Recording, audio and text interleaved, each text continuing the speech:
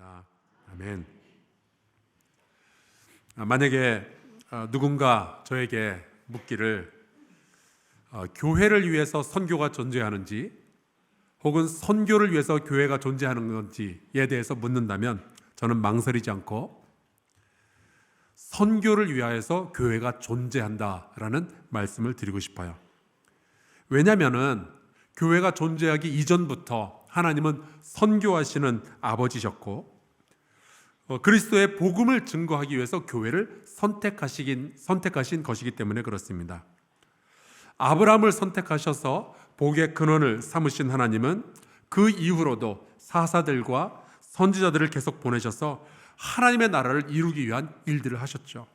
그리고 예수 그리스도를 보내사 온 인류를 위한 구원의 가능성을 열어주시고 교회는 계속해서 이 선교의 사업을 감당하게 된 겁니다. 성령께서 이 땅에 왜 오셨을까요? 사도행전 1장에 나와 있습니다.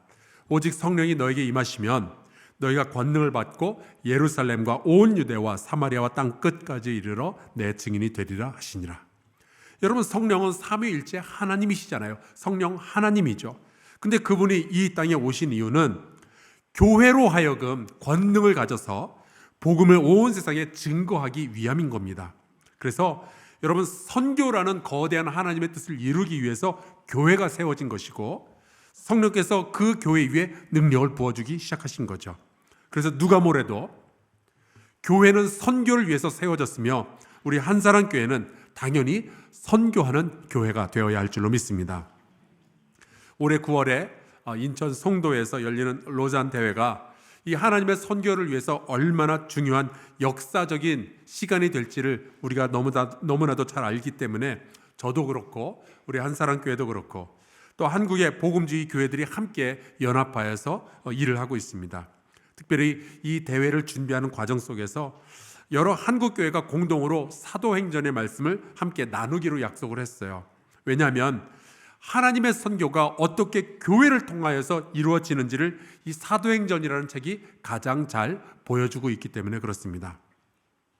그래서 오늘은 5번째 시간으로 이 사도행전 3장에 나오는 나면서부터 못 걸었던 이 사람을 예수 그리스도의 이름으로 권능으로 고치는 그 기적의 이야기를 함께 나누려고 해요. 사도행전의 저자는 누가라는 사람이죠. 그리고 이 누가는 원래 직업이 의사였습니다. 그래서 평생 걸어본 적이 없는 사람의 장애가 말씀 한마디로 고쳐지는 이야기는 이 의사에게는 굉장히 특별하게 다가왔을 게 분명해요. 그렇게 오랜 기간에 못 걸었으면은 아마 다리의 근육도 발달이 안 돼 있을 것이고 그런 거 의사가 제일 잘 알지 않겠어요? 다리가 고쳐진다 할지라도 긴 재활의 시간을 지나가야 근육도 생기고 근육이 힘도 생기고 그럴 텐데 이 사람은 예수의 이름으로 걸으려니까 그냥 그날 걸어버린 거죠. 그래서 누가는 이게 너무나도 특이한 사건이기 때문에 이 사람의 나이까지 또 증세는 어떠했는지 어디에서 이런 일이 벌어졌는지 그리고 치료 후에는 어떤 일들이 벌어졌는지를 다 조사해서 기록해 놓은 겁니다. 여러분, 누가가 이 이야기를 이렇게 자세하게 기록해 놓은 이유는요, 그래야 이게 진짜 얼마나 이 일이 진짜로 벌어졌는지 궁금한 사람이 있으면 가서 찾아보고 물어보라는 이야기죠. 왜냐하면 실제적으로 일어난 일이었으니까. 근데 누가도 누가지만 사실 이 베드로와 요한에게 있었어도 이 일은 평생 잊을 수가 없는 일이었을 겁니다. 왜냐하면 성령을 받은 이후에 처음으로 예수의 이름을 가지고 누군가를 고쳤던 첫 사건이거든요. 여러분, 이 처음으로 예수의 이름으로 누군가를 고친다는 게 얼마나 긴장되는 순간이겠어요. 아마 운전 면허를 따고 처음으로 차 끌고 시내로 나가보신 분은 이게 무슨 심정인지 아실 겁니다. 식은땀 나고 막 다리에 쥐나고 난리가 나잖아요. 그래서 사람들이 처음으로 운전하러 나가는 사람들은 그 뒷유리창에 다 붙이고 다니는 겁니다. 뭐 초보 운전, 4시간째 직진 중, 난 틀렸어, 너 먼저 가. 얼마 전에 제가 여기 목동에서 이런 걸 봤어요. 지금까지 이런 초보는 없었다. 이것은 엑셀인가 브레이크인가. 저는 대학교 다닐 때 그 잠수 동아리 활동을 했었습니다. 그때 이제 1학년 그 여름 방학 때 선배들하고 같이 서귀포 앞바다에 가서 거기서 이제 바다를 이제 들어갔죠. 근데 선배들이 갑자기 잠수 테스트를 하겠다는 거예요. 그리고 물안경만 주면서 이거를 끼고 잠수를 하는데 바닷속 15m 아래까지 내려가서 뭔가를 집어가지고 올라오라는 거죠. 그거를 통과해야 그 다음부터 이제 공기통을 메고 물속에 들어갈 수 있게 해준다, 이런 거였어요. 제가 물론 이제 수영장에서는 여러 훈련을 거쳐서 숨을 한 번도 안 쉬고 한 번만 딱 쉬면은 50m를 그냥 물속으로 수영하는 그 수십 번이나 연습을 했습니다. 그러니까 15m니까 내려가는데 15m, 올라오는데 15m, 합쳐서 30m밖에 안 되잖아요. 그래서 계산상으로는 가능해요. 근데 심리적으로는 못 하겠는 거죠. 왜냐하면 수영장에서는 숨을 참고 수영을 하다가 도저히 안 되겠으면 물 바깥으로 나오면 그만이잖아요. 근데 바다에서는 물속 15m까지 내려갔는데 갑자기 숨을 쉬고 싶다. 그러면 다시 15m를 올라와야 숨을 쉬는 거잖아요. 그러니까 이게 상상만 해도 소름이 끼치고 너무 무서운 거죠. 게다가 이제 수압 때문에 이 고막이 상하지 않도록 이제 펌핑이라는 기술을 계속 하면서 내려가야 되는데 그것도 잘 안 되고, 그래서 천하의 황성수가 그걸 못 해가지고 이제 내려가다가 무서워서 중간에 다시 올라오고 한 10번 정도 실패를 했던 것 같아요. 그날 우리 선배들한테 욕 무지하게 먹었습니다. 근데 결국 성공을 하긴 했지만 지금도 생각이 나요. 처음에 이 일을 시도할 때는요, 너무 무섭고 너무 떨리는 일이죠. 하지만 멋진 일을 꿈꾸고 있다면, 우리 교회가 하나님을 위해서 어떤 일을 하려고 결심을 한다면 반드시 어느 누구라도 어느 교회라도 첫 걸음은 떼어야 되지 않겠어요? 뭔가 시도를 해야 그 다음에 뭐가 보이지 않겠습니까? 여러분, 우리가 살아갈 때 믿음을 가지고 첫 걸음을 떼어야 되는 순간들이 있지 않습니까? 여러분, 그때 용기를 내시기를 주의 이름으로 축원합니다. 첫 걸음을 띄셔야 되는데 베드로와 요한이 오늘 이 일을 해낸 거예요. 그리고 말씀에 보면은 이 사도행전의 이 일 이후로부터는 사도들이 있는 곳에 치유의 역사가, 놀라운 기적들이 계속해서 일어나게 됩니다. 그런데 제가 이 말씀을 읽으면서 깨달은 것이 하나 있었어요. 오늘 말씀에 보면은요, 어떤 표현 하나가, 동사가 반복적으로 등장하고 있는 것을 알게 됩니다. 그게 바로 보다라는 단어예요. 제가 조사를 했는데 제가 알려드릴게요. 3절, 그가 베드로와 요한이 성전에 들어가려 함을 보고 구걸하거늘. 4절, 베드로가 요한과 더불어 주목하여 이르되 우리를 보라 하니. 5절, 그가 그들에게서 무엇을 얻을까 하여 바라보거늘. 9절, 모든 백성이 그 걷는 것과 하나님을 찬송함을 보고. 베드로가 이것을 보고 백성에게 말하되 왜 우리를 주목하느냐. 계속해서 어떤 보았다, 보고 있다, 주목하다, 이런 이야기들이 반복해서 등장하고 있죠. 여러분, 사실 뭘 보고 사느냐, 이게 우리의 삶에 굉장히 중요합니다. 뭘 받느냐에 따라서 우리의 생각이 휙휙 달라질 수가 있어요. 그래서 우리의 삶도 달라질 수 있는 거죠. 그래서 여러분, 무엇을 보며 살아야 할지 지혜롭게 결정하시기를 주의 이름으로 축원합니다. 기왕이면은 거룩한 것을 보고 선한 것을 보고 그렇게 살아야죠. 창세기에 보면은 하와는 어느 날 선악과를 보고 야, 이거 보암직도 하다, 이 소리 했다가 인생이 달라졌어요. 아브라함의 조카 롯은 소돔과 고모로가 있는 그 땅을 보고 너무 좋게 보이니까 글로 이사 갔다가 쫄딱 망할 뻔했습니다. 반면에 모세는 호렙산의 떨기나무에 붙어있는 이 불을 보았다가 하나님의 부르심을 받게 되죠. 우리 이 자리에 계신 우리 남자분들께 여쭤볼게요. 지금의 아내 젊었을 때 그 모습을 보고 반해서 결혼한 분들 계시죠? 여러분, 여러분이야말로 뭘 봤냐에 따라서 인생이 바뀐 분들이잖아요. 그날 아내를 본 것이 후회스러우세요? 아니면 감사하세요? 주님, 그날 저의 눈을 들어 저 여자를 보게 해주심을 감사합니다. 이런 고백을 가진 성도 여러분 되시기를 간절히 축원합니다. 아멘. 굉장히 많은 분들이요, 단기 선교 갔다가 인생이 바뀌어져서 돌아와요. 왜냐하면 아프리카의 빈민촌, 아니면 필리핀의 수상가옥, 이런 것들을 보고 돌아온 거죠. 거기에서 쓰레기 더미와 함께 살아가는 사람들을 본 거예요. 아니, 어떻게 이런 데서 사람이 사나, 그렇게 생각을 하는데 그런 곳에서도 너무나도 맑은 눈동자와 미소를 지닌 어린 아이들이 찬송을 부르며 하나님을 예배하는 것을 보게 되면 그 다음부터는 내가 부르는 찬양이 또 달라집니다. 근데 여러분, 잘못된 것을 보면 우리의 인생도 망가질 수 있어요. 실제로 요즘 교통사고가 자주 나는데 운전하다 그렇게 핸드폰을 보다가 그러다가 사고를 내는 일들이 많다 그러죠. 또 요즘 확증 편향이라고 있어요. 한쪽의 의견을 담은 유튜브만 계속 보다가 생각 자체가 왜곡된 분들이 그렇게 많죠. 그래서 이제는 만나면 서로 대화가 안 되고 싸움만 나는 겁니다. 여러분, 무엇을 받느냐에 따라서 생각이 다 달라질 수 있습니다. 그래서 뭐가 중요한지 아세요? 무엇을 보여주어야 하는지가 중요해지는 거예요. 그래서 하나님은 때로 우리에게 뭔가를 보라고 하시고 뭔가를 보여주시고 그렇게 하는 거죠. 때로는 하늘을 보라고 하시고 때로는 별을 보라고 말씀하시고 바다의 모래를 세워보라고 말씀하시고요. 에스겔에게는 마른 뼈가 살아나는 광경을 보여주시고 다니엘에게는 미래의 세계가 어떻게 될지를 보여주시는 거예요.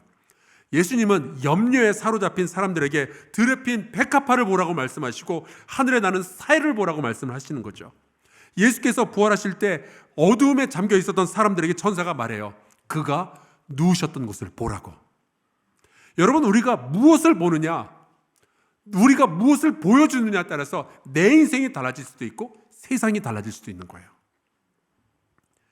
사랑하는 성도 여러분, 거룩한 것을 보며 하나님의 위대한 일 보시기를 주의 이름으로 축원합니다. 오늘 말씀해 보니까 참 재미있는 것은 베드로와 요한 그리고 이 거린 셋이 어디서 만났는 거니? 성전에서 만나요. 성전 미문 앞에서 만났습니다. 그런데 다들 성전 근처에 있었는데 서로의 목적은 판이하게 달랐어요.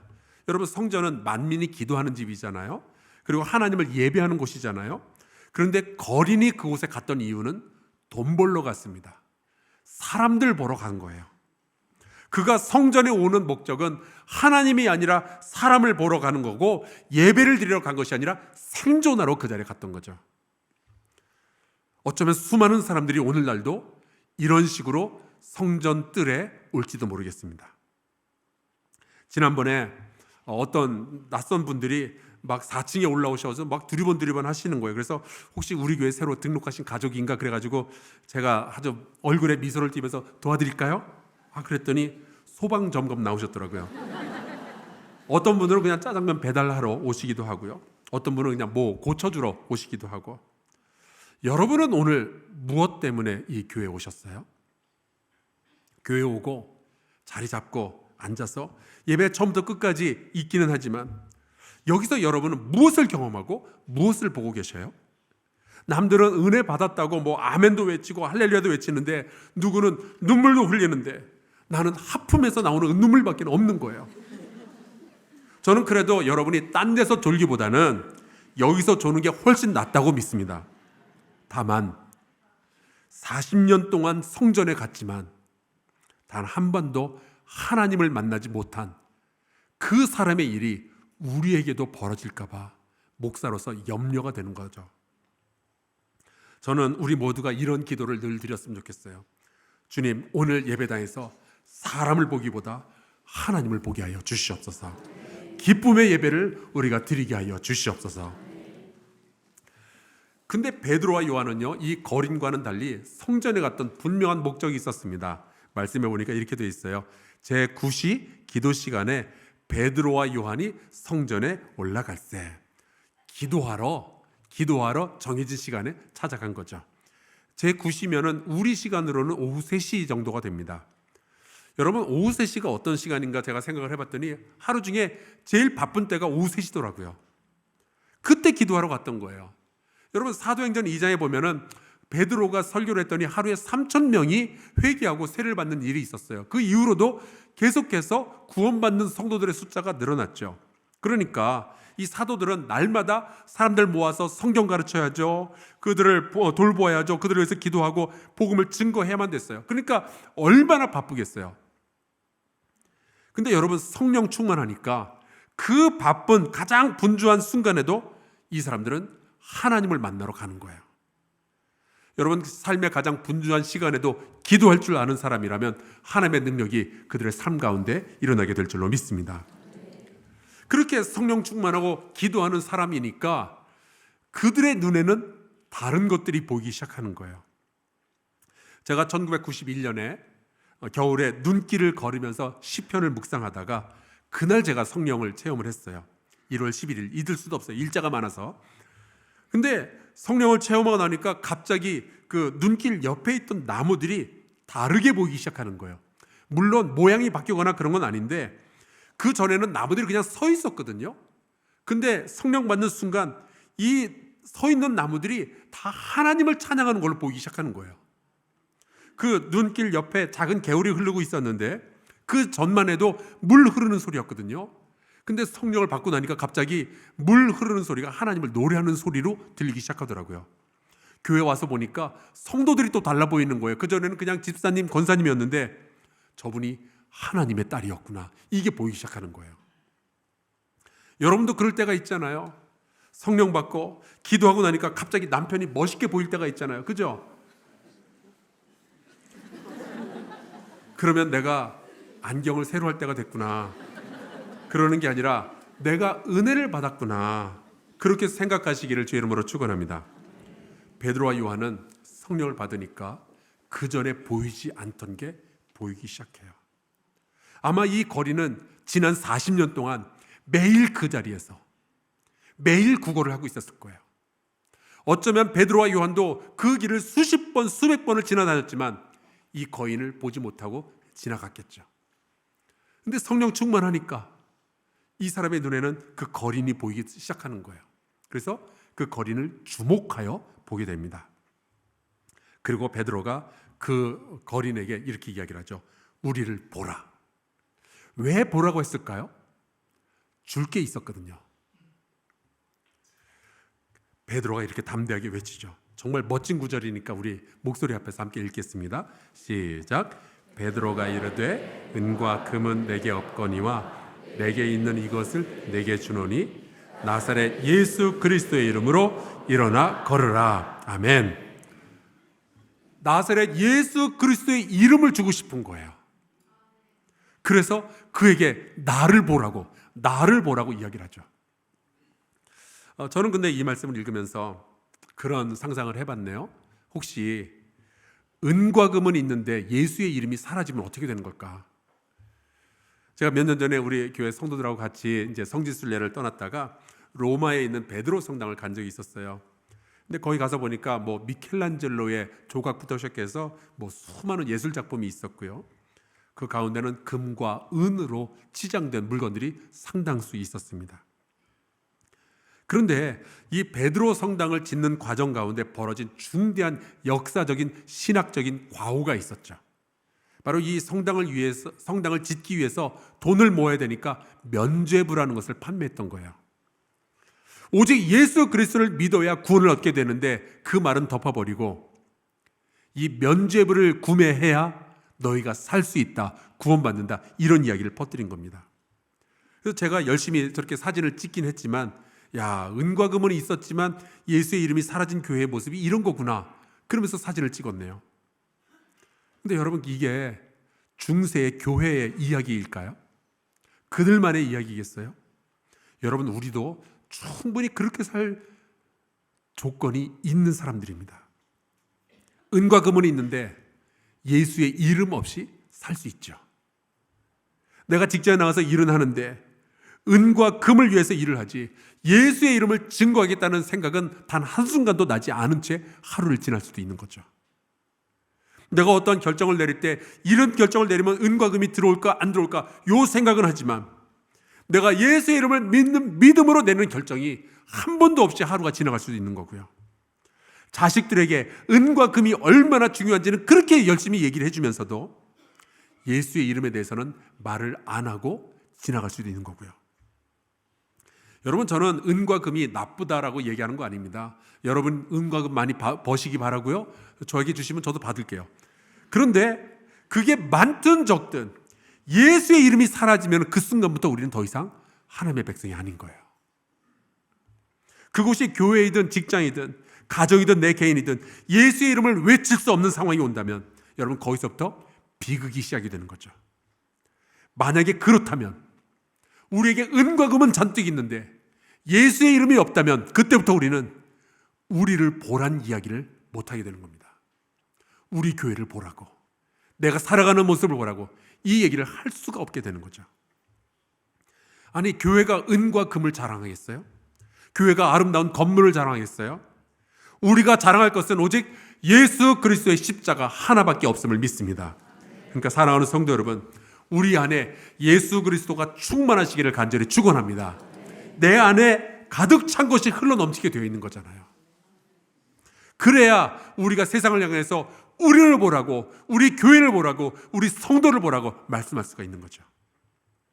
여기에 다른 삶이 있다, 여기에 구원이 있고 여기에 생명이 있다, 여기에 진정한 기쁨과 치유가 있다고 그제서야 이야기할 수 있는 건 아닙니까? 사실 요즘 너무나도 많은 성도들이 세상의 시선을 부담스러워합니다. 피하고 싶어해요. 왜냐하면 그동안 하도 코로나 지나가면서 신문에서 뉴스에서 교회가 어쩌고저쩌고 이런 얘기를 하도 들어놓으니까 그들이 이렇게 쳐다보면은 또 무슨 꼬투리 잡힐까 싶어가지고 뒤로서 피하고 싶은 거죠. 근데 여러분 다시 생각해야 돼요. 이제 우리는 이 시대를 향해서 이제 우리를 보라고 이야기를 할 때가 왔습니다. 왜냐하면은 이 교회가 아니라면 세상 사람들이 예수를 볼 어느 장소에서 예수를 바라보겠어요. 이 시대가 정말로 필요한 것은 돈이나 명예가 아니라 예수 그리스도잖아요. 세상에 수많은 사람들은 돈만 있으면 오늘 하루 버틸 수 있지 않겠느냐, 그 거린처럼 생각을 하지만 정말로 그들에게 필요했던 것은 돈이 아니라 명예가 아니라 그들의 영혼을 구원할 예수 그리스도의 이름이 필요한 거잖아요. 그러니까 세상은 우리를 보고 그들은 우리를 통해서 또 예수 그리스도께 나아가도록 해야죠. 그래서 주님이 이런 말씀을 하시는 겁니다. 이같이 너희 빛이 사람 앞에 비치게 하여 그들로 너희 착한 행실을 보고 하늘에 계신 너희 아버지께 영광을 돌리게 하라. 그런 말이 있어요. 믿지 않는 사람들이 볼 수 있는 유일한 성경은 성도들의 삶이라고. 여러분, 우리가 자신 있고 담대하게 우리의 삶을 열어 세상이 우리를 통하여 예수를 발견하게 하시기를 주의 이름으로 축원합니다.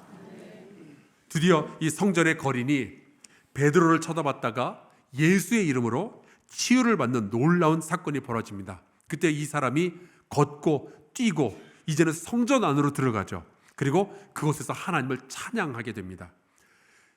여지껏 성전에 오는 이유는 늘 돈을 벌기 위해서 왔었는데 이제 성전에 오는 이유가 바뀐 거예요. 돈 보고 왔다가 생존하러 왔다가 이제는 하나님을 찬양하는 사람이 된 거죠. 근데 이번에는 이 놀라운 광경을 주변에서 지켜보던 다른 백성들이 있었어요. 이 걷고 뛰고 찬양하는 사람이 40년째 못 걷던 사람인데 이 사람이 어떻게 치유를 받았는가? 사람들이 이제 놀라기 시작하죠. 근데 그 와중에 이 치유받았던 사람이 베드로와 요한에게 너무 고마우니까 그들을 붙잡습니다. 아마 고맙다고 얘기를 하려고 했겠죠. 그때 이제 이 모습을 보고 주변에 사람들이 몰려들었어요. 바로 거기가 솔로몬의 행각이라는 사람들이 모이는 광장 같은 곳인데 거기에서 수많은 사람들이 베드로와 요한을 쳐다보는 것을 보고 이번엔 베드로가 이렇게 이야기를 합니다. 이스라엘 사람들아, 이를 왜 놀랍게 여기느냐? 우리 개인의 권능과 경건으로 이 사람을 걷게 한 것처럼 왜 우리를 주목하느냐? 왜 우리를 쳐다보느냐? 우리를 보라고 말했던 베드로는 이제는 왜 우리를 보고 있느냐고 이야기를 해요. 뭐 어쩌라고? 여러분, 이 말은 너희가 주목해서 봐야 할 이는 우리가 아니라는 뜻이죠. 그리고 선포합니다. 이 거린을 고쳤던 것은 우리의 권능이나 경건이 아니라 예수 그리스도의 이름이었다는 사실을 드디어 그 사람들 앞에서 선언하는 거예요. 그리고 베드로와 요한은 이날 성전에 모였던 모든 사람들에게 그리고 이 치유받은 거린에게 예수 그리스도가 누구신지를 설명하기 시작하죠. 우리를 보라고 말했던 베드로는 이제 예수를 보라고 말하기 시작하는 거예요. 저는 이것이 교회의 선교라고 믿습니다. 제가 작년에 그 미로슬라브 볼프라는 신학자의 A Public Faith라는 책을 읽었어요. 한국어로는 광장에 선 기독교 라고 번역이 됐습니다. 여기서는 그 교회의 사역과 성도의 삶을 세상에 자꾸 보여줘야 되고 공적인 장소에서 광장에서 우리 신앙인들의 모습을 드러내어서 예수 그리스도를 증거해야 되는데 그러지 못하는 교회와 성도들의 모습에 대해서 이렇게 이야기를 하죠. 있으나 마나한 신앙. 그래서 세상을 고치려 하지 않는 신앙은 심각한 기능 장애를 일으킨 것이다. 우리가 기능이 없는 게 아니에요. 기능이 있는데 이게 장애를 일으키고 있어요. 여러분, 우리가 가진 복음은 강력한 거잖아요. 우리 안에 있는 예수 그리스도의 이름은 온 세상을 구원하는 강력한 이름이잖아요. 이게 우리 안에 있는데 작동을 안 하는 거죠. 그래서 기능 장애예요. 우리의 삶과 우리의 교회를 통해서 이 예수 그리스도의 이름이 드러나지 않는다면은 이거는 복음이나 혹은 예수 그리스도의 이름에 문제가 있는 게 아니라 우리에게 기능 장애가 생긴 겁니다. 여러분, 원하든 원하지 않든 우리는 이 세상에 존재하고 있죠.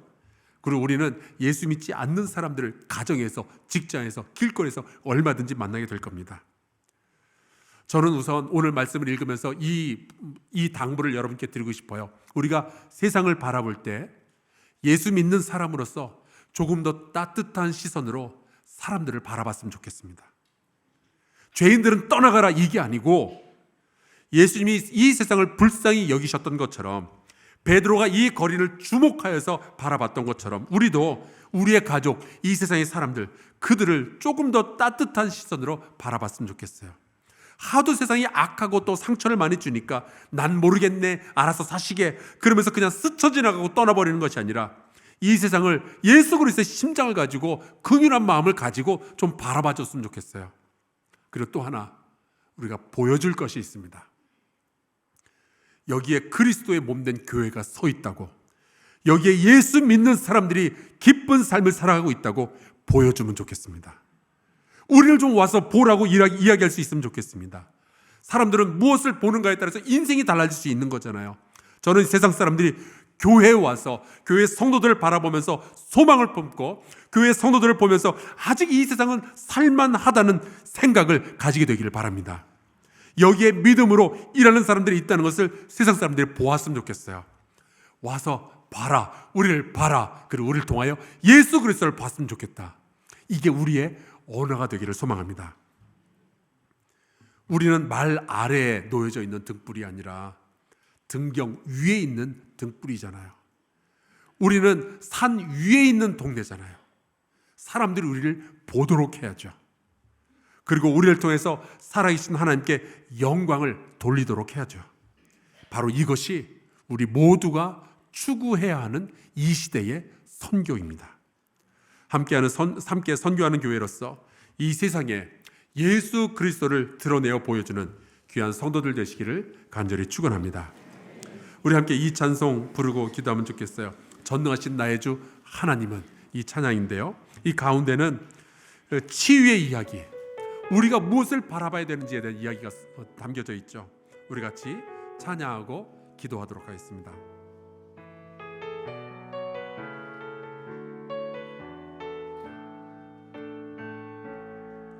전능하신 나의 주 하나님은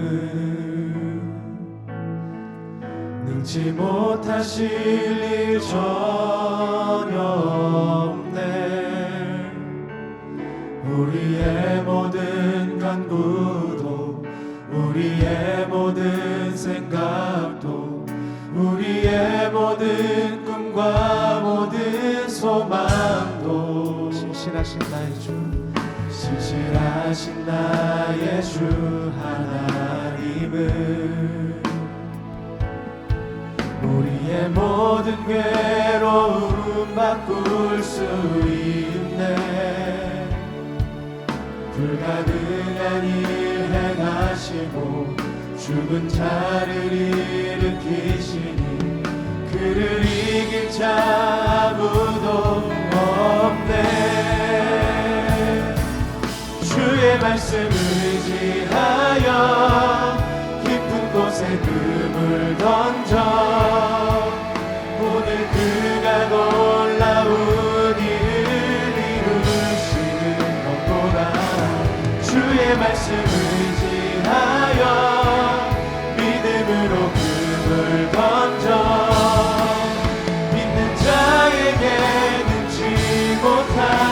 다시 한번 주의 말씀 의지하여 주의 말씀 의지하여 깊은 곳에 눈을 던져 오늘 그가 놀라운 일을 이루시는 것보라 주의 말씀 의지하여 믿음으로 금을 던져 믿는 자에게 능치 못함 없네.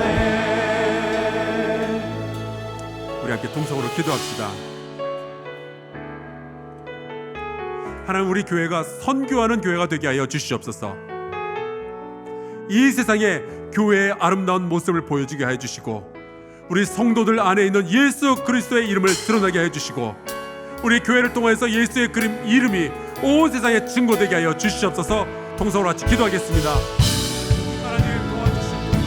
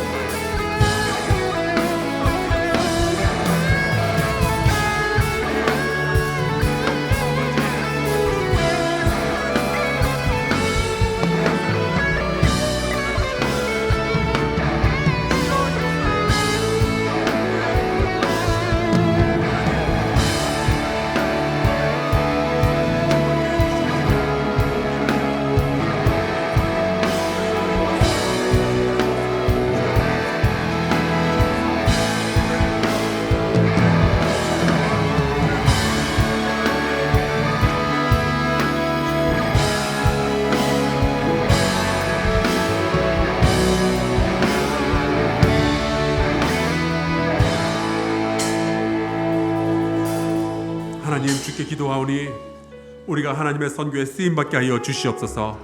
아프고 슬픈 이 세상에 치유의 아름다운 사건들을 일으키게 하여 주시옵소서. 세상 사람들이 성도와 교회를 바라보며 소망을 찾게 하여 주시옵소서. 이 교회가 은과 금이 아니라 예수 그리스도의 이름으로 충만케 하여 주시옵소서. 예수 그리스도의 이름으로 기도하옵나이다. 아멘.